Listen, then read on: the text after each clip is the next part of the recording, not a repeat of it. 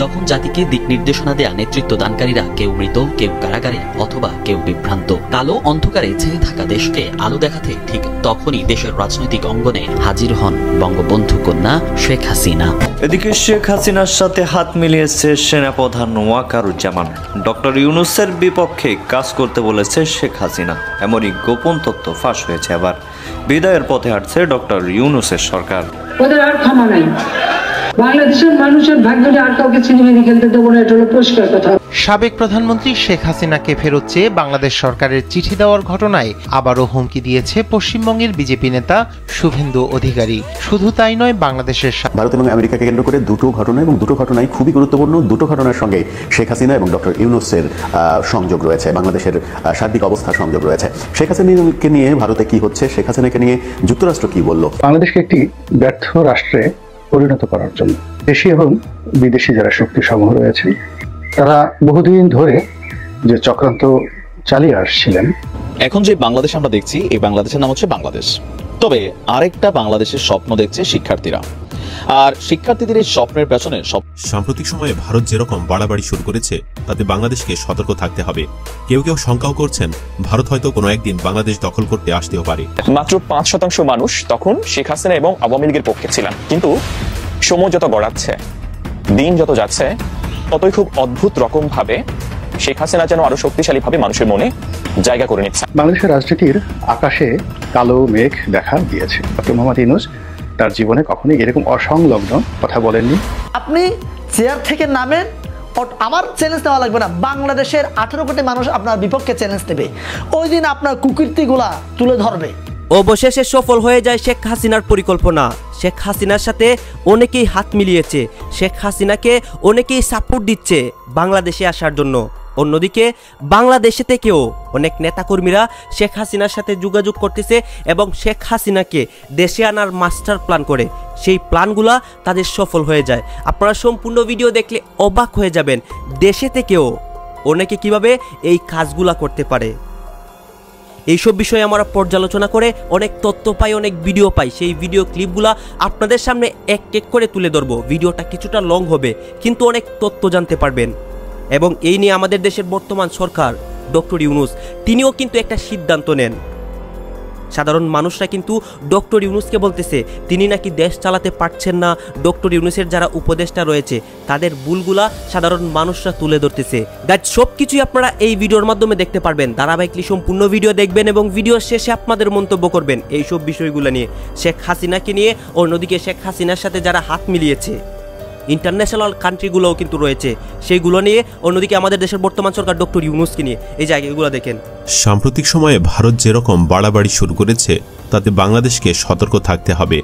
কেউ কেউ শঙ্কাও করছেন ভারত হয়তো কোনো একদিন বাংলাদেশ দখল করতে আসতেও পারে। সেক্ষেত্রে কোন কোন দেশ বাংলাদেশকে সমর্থন দিবে, পাকিস্তানের অবস্থান কেমন হবে, এ বিষয়ে অনেকে জানার আগ্রহ প্রকাশ করেছেন।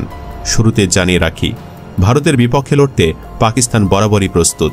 বিশেষ করে প্রশ্নটা যখন বাংলাদেশকে নিয়ে, তখন তারা আরও এক ধাপ এগিয়ে বাংলাদেশের পাশে দাঁড়িয়ে তারা তিক্ত অতীত চাপা দিতে চায়। এমনকি বাংলাদেশ ভারত সাম্প্রতিক দ্বন্দ্বের মধ্যে পাকিস্তান বিশাল অস্ত্রের বহর নিয়ে আসছে। তাতে যেন ভারতকে অলিখিত হুমকি দিয়ে রাখছে বাংলাদেশের দিকে তাকালে চোখ তুলে নেওয়া হবে। ঠিক তার উল্টো পাশে চতুর্মুখী চাপের পায়জামা ভিজিয়ে ফেলা দশা মোদির। শুরুতে পাকিস্তানের যুদ্ধের প্রস্তুতির বিষয়টি জেনে নেই, পরে অন্যান্য দেশের বিষয়ে যাওয়া যাবে। ভারতের সঙ্গে উত্তেজনার মধ্যেই চীনের তৈরি 40টি অত্যাধুনিক ফাইটার জেট J-35 যুদ্ধবিমান কিনছে পাকিস্তান। বিশ্লেষকরা বলছেন চীনের সবচেয়ে উন্নত এই সামরিক যুদ্ধবিমান একবার পাকিস্তানের হাতে এসে পড়লে দক্ষিণ এশিয়ার শক্তি ভারসাম্য পুরোপুরি পাল্টে যাবে। এমনকি আকাশ প্রতিরক্ষায় চিরশত্রু ভারতের বিমান বাহিনীকে ছাড়িয়ে যাবে পাকিস্তানের বিমান বাহিনী। এটাকে অনেকে ভারতের বিপক্ষে পাকিস্তানের যুদ্ধের প্রস্তুতি হিসেবেও দেখছেন।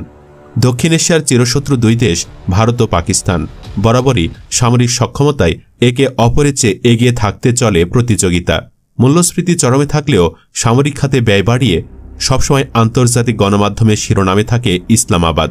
এর মধ্যেই দক্ষিণ এশিয়ার মধ্যে সামরিক সক্ষমতায় সবাইকে ছাড়িয়ে যেতে ভারতের আরেক শত্রু চীনের কাছ থেকে 40টি অত্যাধুনিক স্টিলথ যুদ্ধবিমান কিনছে পাকিস্তান। ভারতীয় সংবাদ মাধ্যম এনডিটিভির প্রতিবেদনের তথ্যমতে চীনের তৈরি এই যুদ্ধ বিমানটি হল দ্বিতীয় পঞ্চম প্রজন্মের ফাইটার ZJ-35A। বিশ্বের পরাশক্তি যুক্তরাষ্ট্রের পর চীনের কাছেই পঞ্চম প্রজন্মের এই যুদ্ধ বিমান রয়েছে। দেশটির পিপলস লিবারেশন আর্মি PL এর দাবি J-35 একটি মাঝারি আকারের স্টিলথ যুদ্ধ বিমানটি একাধিক ভূমিকা পালন করতে সক্ষম। এটি দেখতে যুক্তরাষ্ট্রের লকহিড মার্টিন কোম্পানির তৈরি F-35 মতো হলেও J-35 ইঞ্জিন একটি বেশি। গণমাধ্যমের তথ্য বলছে পাকিস্তানের বিমান বাহিনী ইতোমধ্যে এই যুদ্ধ বিমান কেনার অনুমোদন দিয়েছে। তবে এর আগে চলতি বছরের জুলাইয়ে পাকিস্তানের বিমান বাহিনীর পাইলটরা আনুষ্ঠানিকভাবে চীনের যুদ্ধবিমান J-35 চালানোর প্রশিক্ষণ শুরু করেছেন। শি প্রশাসনের সঙ্গে ইসলামাবাদের এ চুক্তি বাস্তবায়িত হলে চীনের বাহিরে পাকিস্তানি প্রথম ও একমাত্র দেশ হবে যাদের কাছে যুদ্ধবিমান J-35 একটি স্কোয়াড্রন থাকবে। চীন 2 বছরের কম সময়ে 40টি স্টিলথ ফাইটার জেট সরবরাহ করবে। এর মধ্যে দিয়ে শি প্রশাসনও সবচেয়ে উন্নত সামরিক যুদ্ধবিমান রপ্তানির প্রথম নজিরও স্থাপিত হবে। সামরিক সক্ষমতায় পাকিস্তানের এগিয়ে যাওয়ার বিষয়টি মোটেও ভালো চোখে দেখছে না মোদি প্রশাসন। এমনকি দিন দিন পাকিস্তান যেভাবে ক্ষেপণাস্ত্র কর্মসূচিকে এগিয়ে নিয়ে যাচ্ছে তা নিয়ে উদ্বেগ রয়েছে যুক্তরাষ্ট্রেরও। ইসলামাবাদের ব্যালিস্টিক ক্ষেপণাস্ত্র দক্ষিণ এশিয়ার বাহিরে যে কোনো স্থানে আঘাত হানতে পারে। এটি ভারতের জন্য আতঙ্কের কারণ হিসেবেও দেখছেন কেউ কেউ।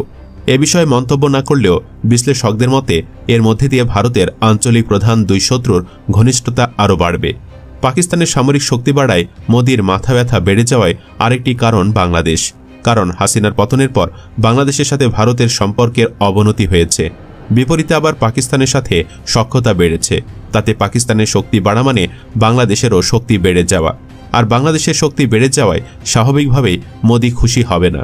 তবে বাংলাদেশের দিকে ভারত হাত বাড়ালে কেবল পাকিস্তানই নয়, আরও অনেক দেশই বাংলাদেশের পক্ষ নিবে। তবে এটি বিভিন্ন ভূ রাজনৈতিক, অর্থনৈতিক ও কৌশলগত বিষয়ের উপর নির্ভর করবে যে কোন দেশ বাংলাদেশকে সমর্থন দেবে। প্রথমত চীনের কথা বলতে গেলে বলতে হয় চীন বাংলাদেশে উল্লেখযোগ্য পরিমাণ অর্থনৈতিক ও সামরিক বিনিয়োগ করেছে, যেমন পদ্মা সেতু এবং বিদ্যুৎ কেন্দ্র প্রকল্পে। কৌশলগতভাবে বাংলাদেশকে সমর্থন করলে চীন দক্ষিণ এশিয়ায় ভারতের প্রভাব মোকাবেলা করতে পারবে। জাতিসংঘের মতো আন্তর্জাতিক ফোরামে কূটনৈতিক সমর্থন, আর্থিক সাহায্য এবং সম্ভাব্য সামরিক সরঞ্জাম সরবরাহ। এর বাহিরে সৌদি আরব, কাতার এবং তুরস্কের মতো দেশগুলোর সঙ্গে বাংলাদেশের ভালো সম্পর্ক রয়েছে এবং তারা বাংলাদেশি কর্মীদের একটি বড় অংশ নিয়োগ করে। তারা বাংলাদেশকে সমর্থন করতে পারে সম্পর্ক আরও জোরদার করার সুযোগ হিসেবে। আর্থিক সাহায্য, আন্তর্জাতিক লবিং এবং মানবিক সহায়তা। এছাড়া ঐতিহাসিকভাবে ভারতের সঙ্গে ঘনিষ্ঠ, তবে রাশিয়া নিরপেক্ষ অবস্থান বজায় রাখতে পারে। তবে ভারতে অতিরিক্ত আধিপত্য দেখলে বাংলাদেশকে সমর্থন করতে পারে। বাংলাদেশের জাপানের উল্লেখযোগ্য বিনিয়োগ রয়েছে এবং তারা কূটনৈতিক ও অর্থনৈতিক সমর্থন দিতে পারে এবং শান্তিপূর্ণ সমাধান উৎসাহিত করবে। আঞ্চলিক স্থিতিশীলতা আসিয়ান দেশগুলোর জন্য গুরুত্বপূর্ণ। মালয়েশিয়া বা ইন্দোনেশিয়ার মতো দেশগুলো নৈতিক বা কূটনৈতিক সমর্থন দিতে পারে। এই বিষয় নিয়ে কথা বলেছেন। তিনি বলেছেন যে ফেরত নিয়ে প্রহসন তৈরি হয়েছে এবং এই যে ডক্টর ইউনূস সরকার তিনি পরিকল্পিতভাবে মিথ্যা প্রচার করছেন তারা, এবং সেই প্রচারে সংযুক্ত আছেন আন্তর্জাতিক অপরাধ ট্রাইব্যুনালের প্রধান প্রসিকিউটর তাজুল ইসলাম। এবং জয় বলছেন যে এগুলা হচ্ছে প্রহসনের একটা বিচার এবং এটা মূলত ডক্টর ইউনূসের স্বার্থ রক্ষার একটা চেষ্টা। এখন জয় এটাও বলছেন যে এইগুলো হচ্ছে রাজনৈতিক প্রতিহিংসা চরিতার্থ করার জন্য তিনি বা তার সরকার ইউনূসের সরকার এইসব পদক্ষেপ নিচ্ছে এবং আওয়ামী লীগের অনেকের উপর দমন নিপীড়ন হচ্ছে, আওয়ামী লীগের লোকদের হত্যা করা হচ্ছে, ন্যায় বিচার থেকে বঞ্চিত হচ্ছে তারা এবং বিভিন্ন ধরনের মিথ্যা মামলায় ফাঁসানো হচ্ছে। তবে ইন্টারেস্টিং ব্যাপার হচ্ছে যে সজীবাদের জয় তিনি নিজেও এই যে তথাকথিত বলেন আর গণ অভ্যুত্থান বলেন আর বিপ্লব বলেন, যেটাই বলেন না কেন, যে সেখানে যে মানবাধিকার লঙ্ঘনের অভিযোগ তোলা হয়েছে, জয় তার নিরপেক্ষ তদন্তেরও দাবি করেছেন। তাদের হয়তো বিশ্বাস যে নিরপেক্ষ তদন্ত হলে তার মা শেখ হাসিনা তিনি নিরপরাধ বিবেচিত হবেন। এখন আমরা জানি যে প্রত্যেক দিনে একটা না একটা ইস্যু আসতেছে। তো এখন যে গতকালের ইস্যু ছিল, গতকাল মঙ্গলবার, সেই ইস্যুতে ছিল যে গতকাল সোমবার ফেরত নিয়ে প্রহসন, যে শেখ হাসিনাকে ফেরত চাওয়া এটা পরিকল্পিত, তারা বলছেন সজীবাদের জয়, এবং আওয়ামী লীগের লাখ লাখ নেতা কর্মী এখন অবরুদ্ধ অবস্থায় আছেন। অনেক ছাত্রের শিক্ষা জীবন ব্যাহত হচ্ছে, তারা বেরোতে পারছে না, কলেজ বিশ্ববিদ্যালয়ে যেতে পারছে না ভয়ে, এবং অনেকের নামে মামলা আছে। তো সবকিছু মিলিয়ে আওয়ামী লীগের কোণঠাসা করে রাখা হয়েছে বলে আওয়ামী লীগ দাবি করছে। এবং সজীব ওয়াজেদ জয় তিনি এখন আমেরিকায় থাকেন, তিনি বিভিন্ন সময় এই সরকারের সমালোচনা করেছেন এবং শেখ হাসিনা রাজনীতি নিয়েও বিভিন্ন কথাবার্তা বলেছেন। এখন দেখা যায় যে শেখ হাসিনা অনেক অ্যাক্টিভ আছেন রাজনীতিতে, সজীব ওয়াজেদ জয়ও কথা বলছেন তার দলের পক্ষ থেকে। তো সবকিছুই মিলিয়ে অনেকে মনে করছেন যে আওয়ামী লীগ একদম থেমে নেই, যদিও তারা বিভিন্ন চাপের মধ্যে আছে। তবে আগামী নির্বাচন হলে হয়তো তারা হয়তো উঠে দাঁড়াবে এবং তারা আশা করছে যে তারা ন্যায় বিচার পাবে। তবে কথা যেটাই হোক না কেন, যে কেউ যদি অপরাধী হয় তার বিচার করা রাষ্ট্রের দায়িত্ব, এবং সে যে দলেরই হোক। ভারত এবং যুক্তরাষ্ট্রের সঙ্গে দুটো বড় ঘটনা ঘটে গেছে, এবং দুটো ঘটনার সঙ্গেই একটার সঙ্গে সরাসরি প্রত্যক্ষভাবে শেখ হাসিনাকে নিয়েই ঘটেছে একটা ঘটনা, একটার সঙ্গে তিনি জড়িত, আরেকটার সঙ্গে পরোক্ষভাবে শেখ হাসিনা জড়িত। প্রথমেই বলি ভারতের কথা। ভারত বাংলাদেশ সরকারের কাছ থেকে মৌখিকভাবে শেখ হাসিনাকে প্রত্যার্পণ করানোর ব্যাপারে ভারতের পররাষ্ট্র মন্ত্রণালয়কে জানানো হয়েছে। হাইকমিশনারকে দিয়ে পররাষ্ট্র মন্ত্রণালয়ে আনুষ্ঠানিকভাবে এটা বলানো হয়েছে, কিন্তু সেটা চিঠি আকারে পররাষ্ট্র দপ্তর থেকে যেভাবে দেশ থেকে দেশে চিঠি আকারে দেওয়া হয় সেভাবে নাকি দেওয়া হয়নি। যেভাবেই দেওয়া হোক, আনুষ্ঠানিকভাবে ভারতকে বলা হয়েছে শেখ হাসিনাকে ফেরত পাঠানোর জন্য।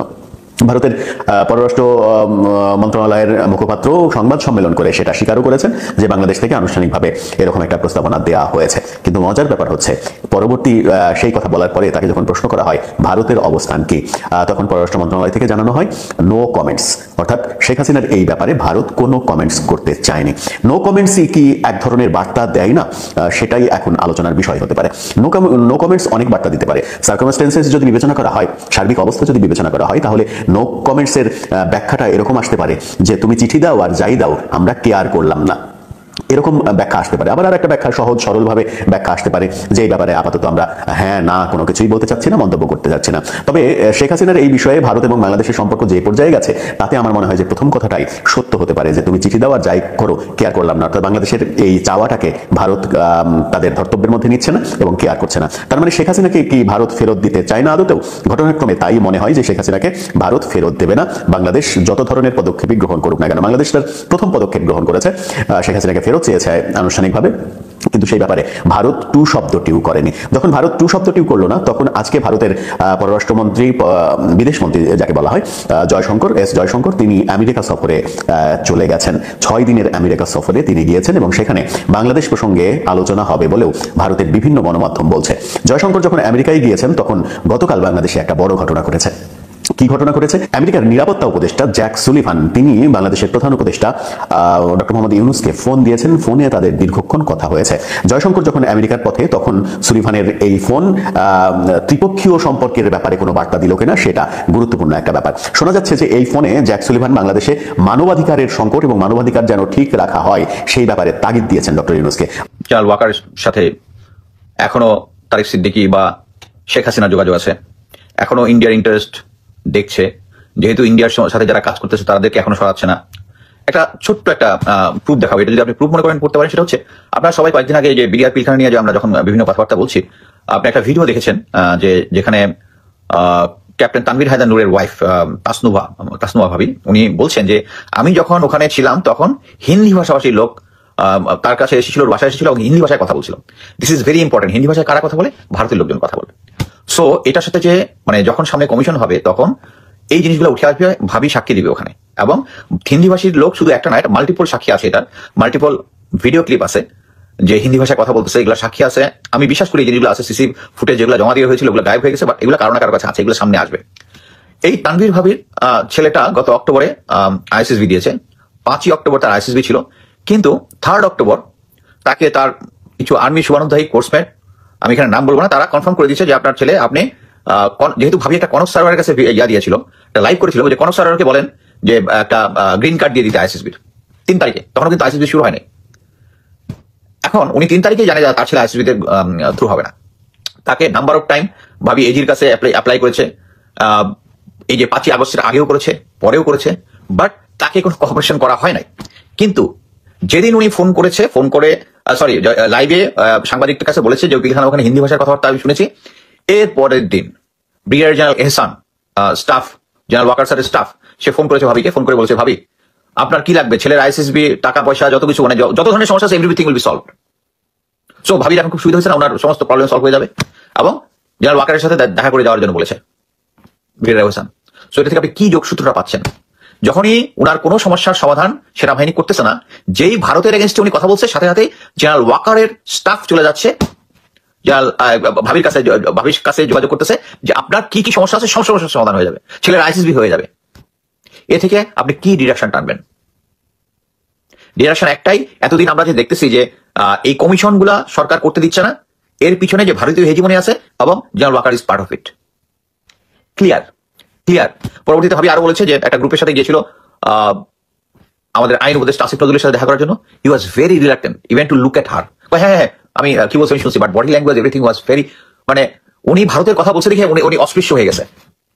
সো ইনশাল্লাহ এই সামনে যে general Fazlur Rahman sir commissioner হয়েছে আলহামদুলিল্লাহ, বাট বাকি মেম্বার কারা আছে এটার দিকে আমরা নজর রাখছি। এই মেম্বারগুলো আমাদের জুৎসই হইতে হবে, অথবা এখন রাওয়াতে ইলেকটেড একজন হয়েছে, হক স্যার হয়েছেন, এবং আশা করি এটা নিয়ে আমরা যতদূর পর্যন্ত যাইতে হয় আমরা রাওয়া রিটায়ার্ড অফিসাররা এই বিচার পাওয়ার জন্য যতটুকু পর্যন্ত যাওয়া হয় আমরা ওই দূর পর্যন্ত যাবো।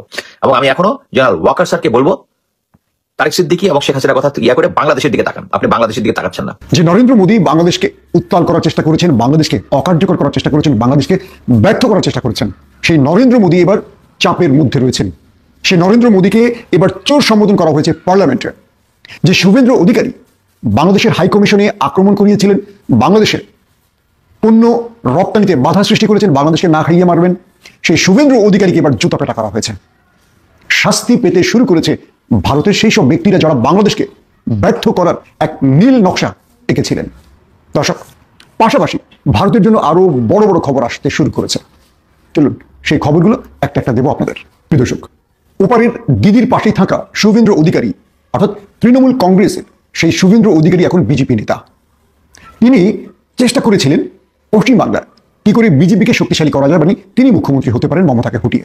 তাই তিনি যখন বাংলাদেশের শেখ হাসিনার পতন হলো, পতিত স্বৈরাচারের পক্ষ নিলেন এমনভাবে প্রকাশ্য উলঙ্গভাবে পুরো পৃথিবী যে বিষয়টিকে গ্রহণ করতে পারেনি।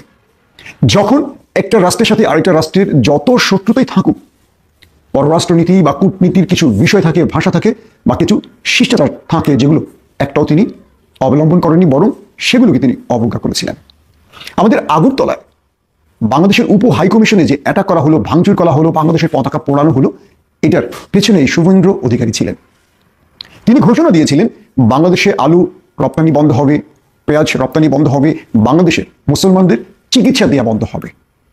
কি হলো এর পরবর্তীতে? ভারতে মানে পশ্চিমবঙ্গে বিশেষ করে হোটেল ব্যবসায় ধস নেমেছে, নিউ মার্কেট প্রায় অচল হয়ে পড়েছে। যারা পণ্য বিক্রেতা, সেটা পোশাক হোক বা অন্যান্য জিনিস হোক, তারা ব্যবসার হাত গুটিয়ে দিচ্ছে, কারণ বাংলাদেশিরা এখন ভারতে যাচ্ছে না, প্রায় ভিসা বন্ধই বলা চলে। এই পরিস্থিতিতে শুভেন্দু অধিকারী ঘোলা জলে যে মাছ শিকারের চেষ্টাটা করেছিলেন, তিনি পুরোপুরি ব্যর্থ হলেন। কেবল শুভেন্দু অধিকারী নন, তার দাদা, তার বিগ বস নরেন্দ্র মোদীও বড় রকম চপাটাঘাত খেলেন এই যাত্রায়। আগে শুভেন্দু অধিকারীর বিষয়টি আমরা ক্লিয়ার করি। ভারতের এই মুহূর্তে অন্যতম গণমাধ্যম যারা বাংলাদেশের বিরুদ্ধে সবচেয়ে বেশি প্রচার করে, অন্যতম মানি না যে জনপ্রিয়, অর্থাৎ বাংলাদেশের বিরুদ্ধে যে গণমাধ্যমটি সবচেয়ে বেশি মিথ্যাচার করছে, প্রোপাগান্ডা ছড়াচ্ছে, রিপাবলিক বাংলা। সেই রিপাবলিক বাংলার hawker news presenter, comedian, cartoon, সে ময়ূখ, তার অবস্থা কি হলো দেখেন। ভারতের মহারাষ্ট্র থেকে শুরু করে বিভিন্ন জায়গায় বিক্ষোভ হয়েছে। বলা হচ্ছে, ভাই একটা কথা আছে কি জানেন, যে তুমি যা করবা সেটা তুমি অবশ্যই পরে ফেরত পাবা। এটা আমাদের বাংলা একটা কথা আছে, বুঝেন নাই? বর্তমান শিক্ষার্থীরা এদেরকে আপনার নাহিদকে ঘন ধুলাই দিল কেন? সেটি হচ্ছে আপনার আমাদের বাংলাদেশে এই অন্তর্বর্তীকালে সরকার যে বা যারা আছে তারা কি বলছিল যে কোঠা না মেধা কিংবা সংস্কার, সংস্কার, এই জায়গাটাই হচ্ছে মনে করেন সমস্যা। তারা বর্তমান আপনার বড় বড় গাড়ি, দামি দামি মনে করেন আপনার বাড়ি, তারপর আপনার বিলাসিতা তো আছেই, একের পর এক মনে করেন প্রতিনিয়ত তারা ভোগ করতেছে। আপনার বিপরীতে সাধারণ যে শিক্ষার্থী আছে এদের দিকে এরা তাকাচ্ছে না। বর্তমান এই সাধারণ শিক্ষার্থী আর হচ্ছে আপনার সমন্বয়ক আর হচ্ছে উপদেষ্টা, এদের ভিতরে তুমুল মনে করেন ঝগড়া, এবং এক পর্যায়ে ঘন ধুলাই দিল নাহিদকে। নাহিদ বলল তথ্য বাবা যে আমাকে মাফ করে দেন, আমাকে মাফ করে দেন। কেন এখন তুমি মাপ চাবে? কেন মাপ চাও? দামি দামি গাড়ি উঠো, সমস্যা কি? তোমরা তো বৈষম্য বিরোধী আন্দোলন থেকে আসছো, তাই না? কোঠা না মেধা? তো মেধা থেকে তাহলে কোন কোঠার মাধ্যমে সরকার হইলা? টোটালি তো অবৈধ। বর্তমানে সাধারণ শিক্ষার্থীদের কথা এটা, সাধারণ শিক্ষার্থীদের কথা এটা, বুঝতে পারছেন? এই অন্তর্বর্তীকালের সরকার কিংবা এই যেই কটা নাকি বর্তমানে বৈশা রয়েছে সব কটা অবৈধ। আর শেখ হাসিনাকে বলে কি? স্বৈরাচার। শেখ হাসিনাকে বলে অবৈধ। তাহলে আপনারা ভাই আমাদের বাংলাদেশের কোন সংবিধানের মাধ্যমে আপনারা বৈধ হইলেন বলেন তো? আমাদের বাংলাদেশের কোন সংবিধানের লাইনে এই লাইনটা আছে যে অন্তর্বর্তীকালের সরকার যে বা যারা আসবে যদি সংবিধানে নাও থাকে তারপরও তারা অবৈধ? এই ধরনের কোনো এক্সট্রা কোনো লাইন কি আছে যে যদি এই ধরনের কোনো আন্দোলন হয় এইটার কথা চিন্তা করে কি এক্সট্রা কোনো লাইন আমাদের বাংলাদেশের সংবিধানে কি লেখা আছে? আমার প্রশ্ন। কাজেই বর্তমান এই অন্তর্বর্তীকালের সরকার কিংবা এদের উপদেষ্টা যে বা যারা আছে এদের প্রতি বাংলাদেশের সাধারণ জনগণ থেকে শুরু করে প্রতিটি মানুষ এদের প্রতি মনে করেন ক্ষিপ্ত। এবং আজকে নাহিদকে গণধুলাই দিল, গণধুলাই। একদম ঠিকই আছে, একদম পারফেক্ট। আপনি আরো খাবেন, সামনে আপনি আরো খাবেন। কেন খাবেন জানেন? কারণ হচ্ছে স্বাধীনতা, বুঝতে পারছেন? কারণ আপনারা তো বর্তমান স্বাধীনকে রিসেট বাটন মারতেছেন, মুক্তিযোদ্ধাদের ধরে ধরে আপনারা অপমান করতেছেন। অপমান, জুতার মালা দেন, এইটা দেন, সেটা দেন। শুধু এটাই না, কয়েকদিন পরে বিএনপির কাছে খাবেন, বিএনপির কাছে একদম উত্তম বুদ্ধম খাবেন। কেন খাবেন জানেন? কারণ বিএনপি হচ্ছে বহু দলে আপনার গণতন্ত্রকে বিশ্বাস করে, কিন্তু আপনারা সেটা বিশ্বাস করেন না। আপনারা বিশ্বাস করেন রাজতন্ত্র। কিসের গণতন্ত্র? আপনারা গণতন্ত্র মনতন্ত্র মানেন না। আপনাদের ভিতরে শুধু একটাই তন্ত্র, সেটা হচ্ছে কি জানেন? রাজতন্ত্র, রাজতন্ত্র। আপনারা কোনো গণতন্ত্রে বিশ্বাস করেন না, কারণ আপনারা আসছেন গণতন্ত্রকে গলা টিপে হত্যা করার জন্য। এটাই হচ্ছে আপনাদের সবচেয়ে বড় পরিকল্পনা। কারণ এটা যদি নাই হইতো কোনোদিনও মুক্তিযোদ্ধাকে গলার ভিতরে জুতার মালা দিতে পারতেন না, বুঝতে পারছেন? জুতার মালা দিতে পারতেন না। এবং জুতার মালাটা দিলেনি যেখানে বাংলাদেশের বর্তমান মানুষ খেতে পারে না এবং যারা নাকি এই আন্দোলনে গুলি খাইছে, জীবন দিছে, এদের পরিবারকে আপনারা দেখতেছেন না। আর অন্যদিকে পাকিস্তান থেকে 3.5 থেকে 4 কোটি টাকা দিয়ে আপনারা শিল্পী আনতে পারেন। তাহলে আপনারা কত বড় স্বৈরাচারী করতেছেন? আপনারা তো সবচেয়ে বড় স্বৈরাচার। আপনারা কি স্বৈরাচার না? আপনারা কোন জনগণের ভোটের মাধ্যমে বসছেন ভাই? আমাদের বাংলাদেশের সংবিধানে কি আছে? নাই। তাহলে আমাদের বাংলাদেশের কোন দল কি আপনাদেরকে বসাইছে? বসাই নাই। তাহলে আপনাদেরকে কোন জনগণ ভোট দিছে? আওয়ামী জনগণ, বিএনপির জনগণ, জামায়াতে ইসলামী জনগণ? কোন জনগণ? হ্যাঁ, আপনাদেরকে জামায়াতে ইসলাম, জামাত শিবির এরা হয়তো বা দিয়া পারে, কিন্তু বাংলাদেশে তো সবচেয়ে বড় দল তো ভাই দুইটাই, আওয়ামী লীগ আর বিএনপি। এরা কি আপনাদেরকে বসাইছে? বসাই নাই। তাহলে বর্তমান যে সাধারণ জনগণের কাছে কিংবা সাধারণ শিক্ষার্থীদের কাছে আপনাদের নিজেদের ভিতরেই মনে করেন কামড়া কামড়ি মারামারি লাগছে। এবার সামলান, ঠেলা সামলান, বুঝেন নাই? পাপ কোনোদিন বাপেরও ছাড়ে না, বুঝতে পারছেন? বিশ্ব বাজারে যখন সকল দেশের মধ্যে আন্তঃসম্পর্ক নির্ভর করে বাণিজ্যের মাপকাঠির উপর, ঠিক তখন মোদি প্রশাসনের ভুলে ভারত হারাচ্ছে তাদের সব থেকে বড় আন্তর্জাতিক বাণিজ্য বাজার। ভারতের দ্বিতীয় রপ্তানিকারক দেশ হিসেবে বাংলাদেশ থেকে ভারতের সর্বোচ্চ রেমিটেন্স আসত, যার পরিমাণ 16 বিলিয়ন বা 1600 কোটি ডলার, যা ভারতের গড় আয়ের একটা বড় অংশ। তাই বলা যায় বাংলাদেশের সাথে শত্রুতা বাড়িয়ে ভারত যেন উল্টো পথেই হাঁটছে। হাসিনা পতনের পর ভারতীয় গণমাধ্যমগুলো বাংলাদেশ নিয়ে একের পর এক মিথ্যা গুজব সংবাদ প্রকাশের প্রতিবাদে বাংলাদেশের সব জায়গায় উল্টো ভারতকে বয়কটের ডাক দিয়েছে বাংলাদেশিরা। ভারত হটাও এবং ভারতের পণ্য বর্জন আন্দোলন বাংলাদেশে এখন তুঙ্গে। এমনকি বাংলাদেশের দোকানগুলো থেকে দেশপ্রেমিক ক্রেতা ভারতীয় পণ্য কিনছে না, তারা ভারতীয় পণ্য বয়কট করছে। সবকিছু নিয়ে ভারত এখন বেকায়দায় পড়েছে। কৃষক সহ সর্বস্তরে একটা ক্ষোভ তৈরি হয়েছে। এই ক্ষোভের বহিঃপ্রকাশ গিয়ে পড়েছে মোদি প্রশাসনের উপর। সাধারণ ব্যবসায়ী ও কৃষকদের অভিযোগ, মোদির ভুল কূটনৈতিক কৌশলের কারণে বাংলাদেশের সাথে ভারতের সম্পর্কের অবনতি হয়েছে এবং কলকাতা সহ গোটা ভারতের ব্যবসায়ীরা না খেয়ে মরার উপক্রম হয়েছে। আর এমন পরিস্থিতির জন্য মোদির উপর ফুঁসে উঠেছে কলকাতা সহ গোটা ভারতের ব্যবসায়ী এবং কৃষকরা। আসন্ন নির্বাচনে মোদির ভরাডুবি চাইছে ভারতের ব্যবসায়ীরা। দলমত নির্বিশেষে সর্বস্তরের মানুষ মোদির সরকারের পতন চায়। মোদির এই প্রশাসনের কবর রচিত হোক এইরকম প্রত্যাশাই করছে ব্যবসায়ীরা। তারা যেন তাদের পেটের তাগিদে চালানো ব্যবসা ঠিকমতো করে চলতে পারে, তাই নতুন প্রশাসন প্রত্যাশা করছে। সাংবাদিক সম্মেলনে রাজ্যের প্রাক্তন মন্ত্রী পূর্ণেন্দ্র বসু বলেন, আমরা চাই দেশে গণতন্ত্র বেঁচে থাকুক, তাই নরেন্দ্র মোদীকে প্রধানমন্ত্রীর পদ থেকে সরাতে হবে। ইতিমধ্যে আসন্ন নির্বাচনকে কেন্দ্র করে মোদি হটাও স্লোগান দিয়ে বিজেপির বিরুদ্ধে রাজ্য জুড়ে প্রচার শুরু করেছে বিভিন্ন সংগঠন। তাদের দাবি, নরেন্দ্র মোদি গণতন্ত্র লুণ্ঠনের সাথে সাথে সাম্প্রদায়িক মানসিকতাকে উস্কে দিয়েছেন। সাংবাদিক সম্মেলনে হাজির পিডিএস নেতা সমীর পুতুতুন্ডু বলেন, এইবার এই ফ্যাসিস্ট শক্তিকে হারাতে না পারলে দেশে আর কখনো নির্বাচন হবে না। ভারতের প্রধানমন্ত্রী নরেন্দ্র মোদীকে ক্ষমতাচ্যুত করার দাবিতে রাজধানী দিল্লির অনেক জায়গায় পোস্টার দেখা গেছে। ওই পোস্টারে লেখা ছিল, মোদি হটাও দেশ বাঁচাও। পোস্টারগুলো 11টি ভাষায় ছাপা হয়েছে এবং বিভিন্ন রাজ্য জুড়ে তা ছড়িয়ে দেওয়া হয়েছে। ভাই ইলিয়াস ভাইটা বললো কি ভাই, ইলিয়াস ভাই যে ব্র্যান্ড, এটা ইলিয়াস ভাই বারবার প্রমাণ করতেছে। কিন্তু দুঃখ, বাংলাদেশের মানুষ, কিছু কিছু মানুষ ইলিয়াস ভাইরা বুঝতেছে না। ইলিয়াস ভাই একটা ব্র্যান্ডে। ইলিয়াস ভাই আজকে একটা পোস্ট করছে, আপনারা দেখছেন কিনা জানি না, কথাগুলো বলবো তার আগে একটা কথা বলি। ইলিয়াস ভাই একটা কথার মাধ্যমে বলছিলেন একটা ভিডিওতে, কথা প্রসঙ্গে, যে বিডিআর হত্যাকাণ্ডের কমিশন বাতিল করা হবে। 2 দিন পরেই কিন্তু বাতিল হয়েছিল। তবে আমরা যখন প্রতিবাদ করলাম, আবার সেই কমিটি গঠন, কমিশন গঠন হয়েছে। ইনশাল্লাহ আমরা আশা করতেছি বিডিআর হত্যাকাণ্ডের সুষ্ঠু তদন্ত হবে, কারা কারা এটার সাথে জড়িত এটা বের হবে। এটার পিছনে জড়িত এই যে আমরা যে আন্দোলন করলাম কার জন্য? ইলিয়াস ভাইয়ের জন্য। ইলিয়াস ভাই আজকে একটা পোস্ট করছে ভাই, আমি আমার শরীরটা অতটা ভালো না, আমি বাইরে গিয়েছিলাম, বাসায় এসে ফেসবুক ওপেন করার সাথে দেখি ইলিয়াস ভাইয়ের পোস্ট, যে আমাদের 1000 বছরের শ্রেষ্ঠ বাঙালি, ঠিক আছে, মেজর ডালিম স্যার, তাকে দেশে ফিরিয়ে নেওয়া হোক। ঠিক আছে, রাষ্ট্রীয় মর্যাদা দিয়ে তাকে দেশে ফিরিয়ে নেওয়া হোক। কেন বলছে ভাই? ইলিয়াস ভাই তো একটা লিজেন্ড, লিজেন্ডরা লিজেন্ডকেই চেনে। দেখেন আজকে আপনারা দেখতেছেন না মোজাম্বিকে কি ঝামেলা হইতেছে। মোজাম্বিকে যখন যুদ্ধ হয় 1973 অথবা 74-75 একটা যুদ্ধ হয়, দেশ স্বাধীন হয় মোজাম্বিক, তখন যাদের নেতৃত্বে দেশ স্বাধীন হয়েছিল তারা কি করছিল?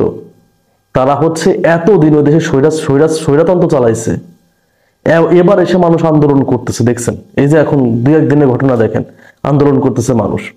তো শেখ মুজিবের তো ওই প্ল্যান করছিল যে আমি থাকবো ক্ষমতায়। এই দেখেন 53-54 বছর এই যে মোজাম্বিকের জনগণের শাসন করতেছে একটা সরকার, একটা পরিবার। সেরকম প্ল্যান করছিল কে? মুজিবের জয় বাংলা করছিল কে? তখন বুঝতে পারছিল জাতির শ্রেষ্ঠ সন্তান লিজেন্ডরাই বুঝতে পারছিল যে জয় বাংলা না করলে বাংলাদেশের মানুষের কপালে কষ্ট আছে। চিন্তা করেন, পুরুষ মানুষ যা ছিল সব শেষ করছিল, মাত্র 2টা মহিলা ছিল, 2টা মেয়ে বেঁচে ছিল। তারাই বাংলাদেশের মানুষের সাথে কি করছে লাস্ট 15.5 বছরে, দেখছেন না? এটাই মাথায় রাখবেন, লিজেন্ডকেই চেনে। মেজর ডালিম যদি তখন ওই কাজটা না করত, তাহলে বাংলাদেশের মানুষের বাক স্বাধীনতা, গণতন্ত্র বলে কিছু থাকতো না। তা মেজর ডালিম তো অবশ্যই আমাদের জন্য হিরো, রিয়েল হিরো। সে কেন দেশের বাইরে থাকবে? তাকে তো দেশে নিতে হবে, তাকে দেশে নেওয়া উচিত। তাও রাষ্ট্রীয় মর্যাদা দেশে আনা উচিত, রাষ্ট্রীয় মর্যাদা দিয়ে দেশে ফিরিয়ে আনা উচিত তাকে। সে কেন এখনো দেশের বাইরে থাকবে? কারণ সেই তো বাংলাদেশের প্রথম স্বৈরাচার শেখ মুজিবকে মারছিল। সে তো বিদেশে থাকতে পারে না, সে তো দেশপ্রেমিক, তাকে দেশে ফিরিয়ে আনতে হবে। এই 24-এ যারা আছে, যারা ছাত্র আন্দোলন করে শেখ হাসিনার তাড়াইছে, তারা যদি প্রকৃত যোদ্ধা হয়ে থাকে, তখন শেখ মুজিবকে মারার জন্য মেজর ডালিমও যোদ্ধা। মেজর ডালিমকে দেশে ফিরিয়ে আনা হোক। আর ইলিয়াস ভাই কথাটা বলছে, এতদিন কেউ বলে নাই। ইলিয়াস ভাই যেভাবে পোস্টটা করছে, মাথা নষ্ট ভাই, যে জাতির শ্রেষ্ঠ সন্তান, ঠিক আছে, 1000 বছরের শ্রেষ্ঠ সন্তান, সূর্য সন্তান মেজর ডালিম স্যার। মেজর ডালিম স্যার সূর্য সন্তানই, এটা আমরা কেউ বুঝতে পারলাম না, কিন্তু ইলিয়াস ভাই ঠিকই বুঝছে। ইলিয়াস ভাই পোস্ট করছে এটা। এদের মতো জাতির শ্রেষ্ঠ সন্তান যেহেতু বাইরে মানায় না, বিদেশের মাটিতে মানায় না, এদেরকে দেশে আসতে হবে, দেশের কাজে লাগাইতে হবে এদেরকে। ডক্টর মোহাম্মদ ইউনূস সরকারকে আমি অনুরোধ জানাই, এদের মতো শ্রেষ্ঠ সন্তানকে দেশে ফিরিয়ে আনা হোক। এরা দেশকে অনেক ভালো কিছুই দিবে, গাজী আপনারা তো দেখলেন এখানে কি কথা হচ্ছে, অনেকেই অনেক কথা বলতেছে, অনেকে আলোচনা করতেছে, সমালোচনা করতেছে শেখ হাসিনার বিষয়টাকে নিয়ে। মানে শেখ হাসিনার যারা কর্মী রয়েছে, আওয়ামী লীগ কর্মী, বাংলাদেশের যারা আওয়ামী লীগ কর্মী রয়েছে, তারা কিন্তু সরাসরি বলে যে শেখ হাসিনাকে আমরা আনবো, শেখ হাসিনাকে আমরা এনে ক্ষমতায় বসাবো। অন্যদিকে যারা আওয়ামী লীগের বিপক্ষে রয়েছে তারা বলতেছে শেখ হাসিনাকে দেশেও আনবো কথা ঠিকই, কিন্তু শেখ হাসিনাকে দেশে এনে শাস্তি দেব, মৃত্যুদণ্ড দেবে।